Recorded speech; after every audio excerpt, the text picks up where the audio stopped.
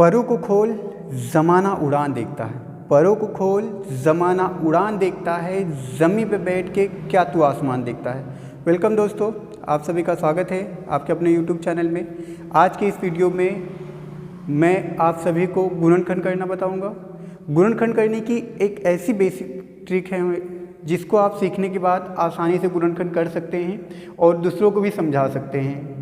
तो आइए देखते हैं हम यहाँ पे हमने गुणनखंड को समझने के लिए 4 एग्जाम्पल लिए हुए हैं। पहला एग्जाम्पल है हमारा x² + 5x + 6, दूसरा है 2x² - 5x + 3, तीसरा है 2x² - x - 3 और चौथा है x² + x - 12। ठीक है, आप इन सभी चारों एग्जाम्पलों में देख सकते हैं कि सभी में कोई ना कोई फ़र्क है। जैसे कि इसमें दोनों प्लस में है संख्याएं, इसमें ये माइनस में किनारे वाली प्लस में है, इसमें ये दोनों संख्या माइनस में और इसमें किनारे वाली संख्या माइनस में। ठीक है, तो आइए देखते हैं, हम शुरू करते हैं। हमारे जो पहला एग्जाम्पल है वो है x² + 5x + 6।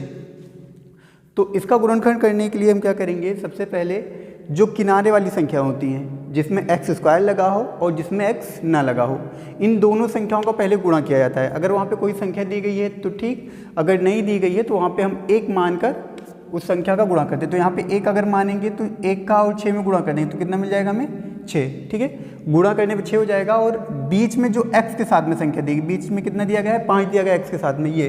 तो हमें ऐसी 2 संख्याएं खोजनी हैं जिनका गुणा करने पे हमें 6 मिलना चाहिए और जोड़ने पर बीच वाली संख्या 5 मिल जाए। ठीक है, हमेशा एक चीज़ का ध्यान रखना कि अगर किनारे वाली संख्या प्लस में है तो बीच वाली जो संख्या है वो हमेशा जोड़ने पे ही मिलेगी।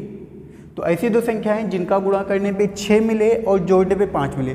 तो सबसे पहले हम ये देखेंगे किन किन संख्याओं का गुणा 6 हो सकता है। तो हम जहाँ तक जानते हैं कि 2 का 3 में अगर गुणा करेंगे तो 6 मिल जाएगा, 6 का 1 में गुणा करेंगे तो 6 मिल जाएगा। ऐसे 2 संख्याओं के जोड़े हैं जिनका गुणा करने पे हमें 6 मिल सकता है। तो इनमें से हमें उन संख्याओं का चयन करना है जिनको जोड़ने पे 5 मिले। तो अगर हम 6 और 1 को जोड़ेंगे तो हमें 7 मिलेगा और हमें चाहिए कितना, 5। अगर हम 2 और 3 को जोड़ते हैं तो हमें कितना, 5 मिल जाएगा। इसका मतलब वो संख्या कौन सी हो जाएगी हमारी, 2 और 3, जिनका गुणा करने पे हमें 6 मिलेगा और जोड़ने पे 5 मिलेगा। तो उन दोनों संख्याओं को हम 5 के स्थान पे लिख लेंगे। तो ये हो जाएगा हमारा x² + 5 की जगह पे हमें क्या लिखना है, 3x लिखना है और फिर प्लस 2x। दोनों संख्याओं में 3 में और 2 में x का गुणा करके वहाँ पे लिख लेना है और फिर ये हो जाएगा +6। ठीक है, संख्या क्या होगी हमारी, x² + 3x + 2x + 6। अब इसके बाद पहले 3 संख्या थी, अब कितनी हो गई, 4 हो गई।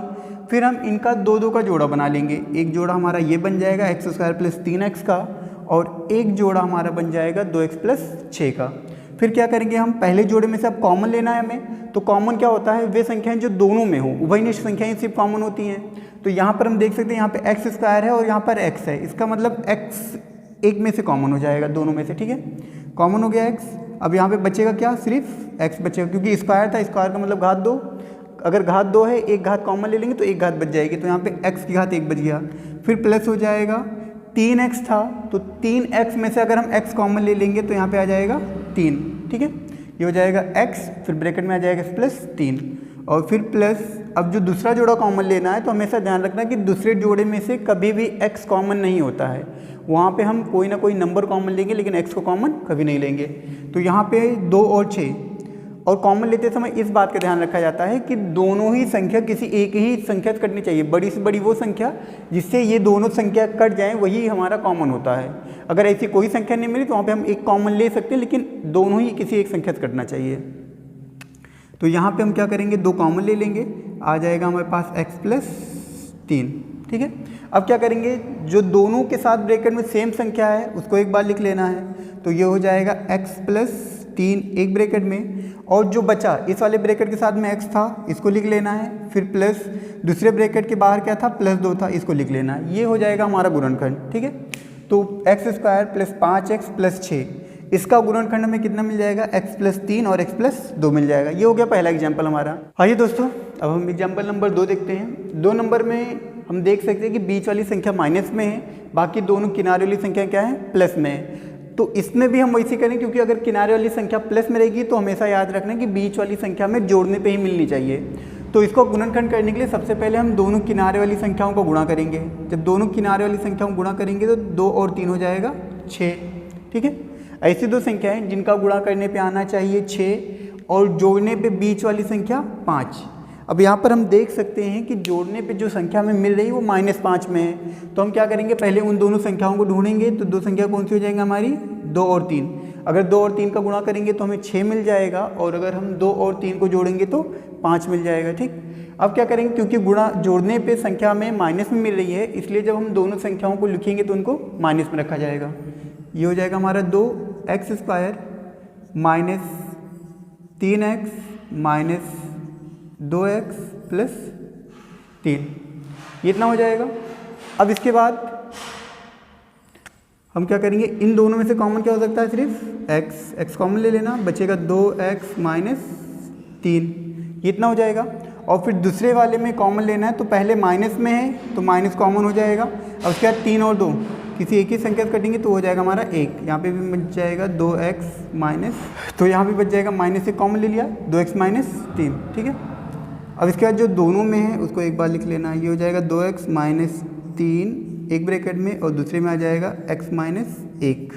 ये हो जाएगा हमारा इसका गुणनखंड। ठीक है, अब आइए देखते हैं तीसरा एग्जाम्पल। तीसरे एग्जाम्पल में हम देख सकते हैं कि किनारे वाली दोनों संख्याएं, पहली संख्या को छोड़ दें तो लास्ट वाली दोनों संख्या क्या हमारी माइनस में है, और अगर लास्ट वाली संख्या माइनस में रहेगी तो ऐसी दो संख्याएं जिनका गुणा करने पे हमें किनारे वाली संख्या मिलनी चाहिए और घटाने पे बीच वाली संख्या तब मिलेगी, अगर लास्ट वाली संख्या किनारे वाली संख्या जो है माइनस में रहेगी तो ऐसी दो संख्याएं 2 और 3 का गुणा कर लेंगे तो 6। ऐसी दो संख्याएं जिनका गुणा करने पे 6 मिलना चाहिए और घटाने पे किनारे वाली संख्या x के साथ में अगर कोई अंक नहीं दिया गया है तो वहाँ पे 1 माना जाता है, 1 मिलना चाहिए। ठीक, तो इसके लिए भी हो जाएगा 3 और 2 वो संख्या हो जाएंगी जिनका गुणा करने पर हमें 6 मिल जाएगा, और अगर घटाएंगे इनको तो 1 आ जाएगा, और लेकिन घटाने पे क्या आ रहा है, -1 आ रहा है। तो अगर घटाने -1 आएगा तो इन दोनों में जो बड़ी संख्या होगी उसको माइनस में रखेंगे और छोटी संख्या को प्लस में रखेंगे। तो ये हो जाएगा हमारा 2x², घटाने माइनस में आ रहा है इसलिए बड़ी संख्या 3 है, 3 को माइनस में रखा जाएगा और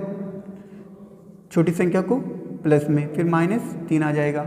अब इसके बाद इन दोनों में से हमें कॉमन लेना है, तो यहाँ पे x कॉमन हो जाएगा, आ जाएगा 2x माइनस 3, फिर आ जाएगा प्लस, अब ये प्लस में इसलिए यहाँ पे +1 कॉमन हो जाएगा, फिर से यहाँ पे मिल जाएगा हमें 2x माइनस 3, इतना हो जाएगा। फिर अब क्या करेंगे, एक ब्रैकेट में हमारे पास हो जाएगा 2x माइनस 3 और दूसरे ब्रैकेट में हो जाएगा x प्लस 1। ठीक, ये हो गया। अब आइए हमारा चौथा एग्जाम्पल देखते हैं। तो चौथे वाले में देख सकते हैं सबसे किनारे वाली जो संख्या सिर्फ वही माइनस में है। ठीक है, तो अगर सबसे किनारे वाली संख्या सिर्फ माइनस में होगी, बाकी दोनों संख्याएं प्लस में होंगी, तो ऐसी दो संख्याएं जिनका गुणा करने पर हमें 12 मिलना चाहिए। ठीक है, और घटाने पर अगर किनारे वाली संख्या तो हमेशा घटाने पर मिलेगा, तो ऐसी दो संख्याएं जिनका गुणा करने पर हमें 12 मिले और घटाने पे आना चाहिए कितना, 1।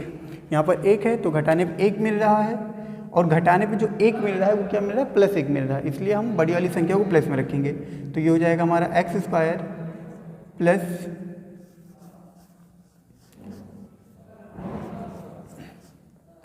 तो यहाँ पे हम देख सकते हैं, आइए अब एग्जाम्पल नंबर 4 देखते हैं। 4 नंबर में क्या है, यहाँ पे जो संख्या दी गई वो x² प्लस x माइनस 12 है, तो किनारे वाली संख्या 12 है और ये माइनस में है। तो ऐसी दो संख्याएं जिनका गुणा करने 12 मिलना चाहिए, और क्योंकि बीच में कोई संख्या नहीं थी तो वहाँ पे 1। ऐसी दो संख्याएं जिनका गुणा करने 12 मिले और लास्ट वाली संख्या क्योंकि हमारा माइनस में है तो घटाने कितना मिलना चाहिए, 1 मिलना चाहिए।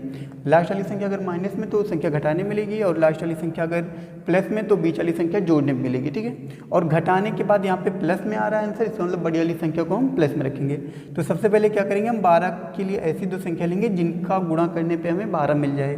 तो किनका गुणा 12 होता है, 3 × 4 12 होता है, और 6 × 2 12 होता है, और इसी के साथ 12 × 1 भी जो है 12 होता है। तो इनमें से उस संख्या का चयन करना है कि जिसको घटाने पर हमें 1 मिले।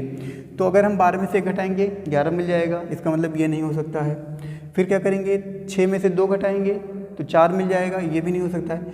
अगर हम 4 में से 3 घटाएं या तो हमें 1 मिल जाएगा। ठीक, तो इसलिए क्या करेंगे, जब इसका हम गुणनखंड करेंगे तो जो बड़ी संख्या है, क्योंकि घटाने पे आंसर प्लस में आ रहा है, तो बड़ी संख्या 4 को हम प्लस में रखेंगे, छोटी संख्या 3 को माइनस में रखें, आ जाएगा -12। फिर x कॉमन हो गया, आ जाएगा x प्लस 4, फिर -3 कॉमन हो जाएगा, आ जाएगा x प्लस 4।